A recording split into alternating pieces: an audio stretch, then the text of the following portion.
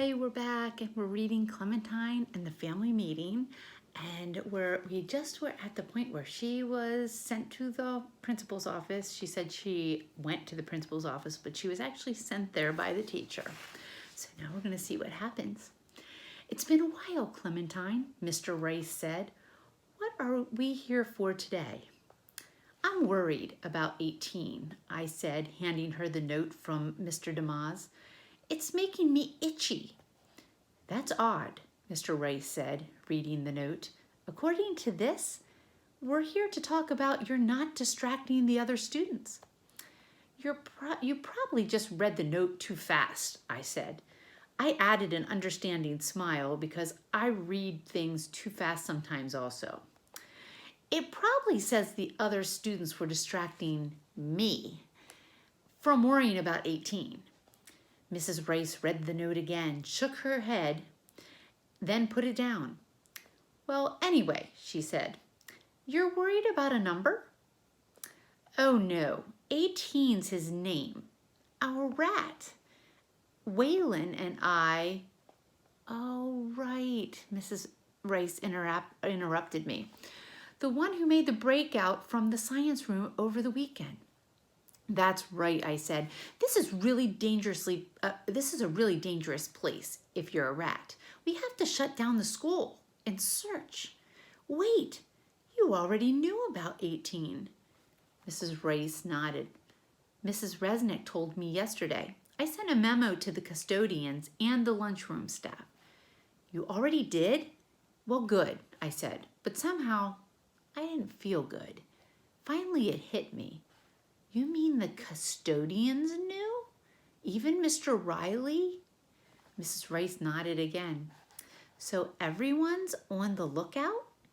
I hope that's going to cut down on the distractions in your classroom, whoever is distracting whom.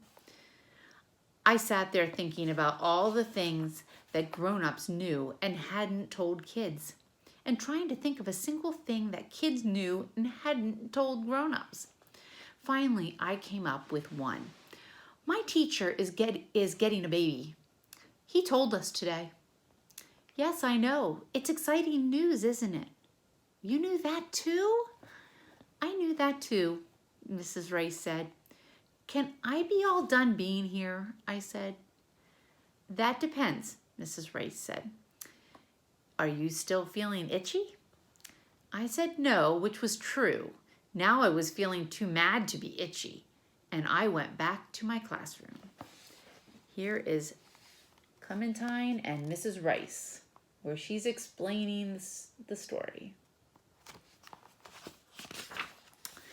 I was still mad when I got home from school. I announced my mood when I opened the door. It's just me, Sport, my dad called, coming into the hall. Your mom's at the library with your brother. What's the problem? Everything, I growled. My dad pulled his apartment manager keys out of his pocket. Do you need to take a few rides? Usually when I'm upset, riding the service elevator calms me down. Not today. I shook my head. What I need is to find my last year's winter hat. I opened the hall closet and dragged out everything that was in the way of the stroller. I climbed up on it and to take a look around. Careful there, my dad said. We're going to need that. No, we don't, I said. String Bean walks great now. He's still a little guy, my dad pointed out. His legs still get tired. I climbed down. What about my tired legs? I asked. I have tired legs all the time. How come nobody cares about them? If I have to walk, he should have to walk. My dad just looked at me, which made me know I was being too crabby. Still. Besides, pretty soon we'll need it for the new baby. Hey, is this what you're looking for? He handed me my last year's hat. It had only 3 colors. There were no yarn tails sticking out. It looked tight and itchy. I threw it into the back of the closet. Want to tell me what else is wrong? My dad asked. And suddenly, I did have tired legs. I slumped down to the floor in the middle of the closet mess. My dad sat down beside me. He tucked his keys back into his pocket and a pack of gum fell out. Huh, he said, as if it was a surprise to him. Wonder how that got in here. He unwrapped 2 sticks and gave me one. We sat down for a few minutes, chomping hard. Everything's changing, I said after a while. Cabbage is tall now. He's having a talking spurt. Margaret is a makeup fiend, and she's trying to move to California. We're going to be 5 and not 4 anymore, but we're out of rooms. And I'm stuck with Waylon for a partner in science. You're right, my dad said. Things are changing. We can't help that. It's life. But I'm confused about Waylon. Didn't you tell me last week you felt lucky that you'd gotten him for a partner? That was last week, before I found out. Before you found out what? That he wants to walk through a wall. Excuse me? Exactly, I said. I chewed my gum for a while. Then I explained the whole situation to him. And you don't believe in superpowers? My dad said when I finished. I looked at him. Well, I don't know about that, but I don't believe Waylon has any. That's a tough one, said my dad. You don't think there's a science project there, but you don't want to hurt his feelings. I wish I could think of something to help. I leaned up against my dad and we chewed our gum for a while until I realized I felt better. That is the miracle about the gum. Hey, Dad, I said, smiling at him. You know what might help? If I could wear your tool belt. My dad smiled back. Oh, too bad. It's in the vault. I have to keep it locked up because it's so special.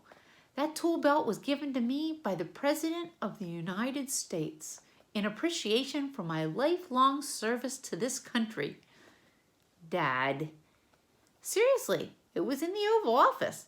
I wore a tux. Dad, it was in Hardware Depot, aisle 7. You wore your raggedy green pants. Oh, right, my dad said. I can't believe your mother let me wear those pants out of the house. So where is it really? Really? Well, really, your Uncle Frank was here this morning. He's putting up some shelves in his kitchen, and I let him borrow it. I jumped up and spit my gum out onto the back of my hand. Dad, you let Uncle Frank borrow it? But you never even let me touch it. My dad got up too. Clementine, what is the deal with my tool belt? I've never seen you so obsessed. It's just,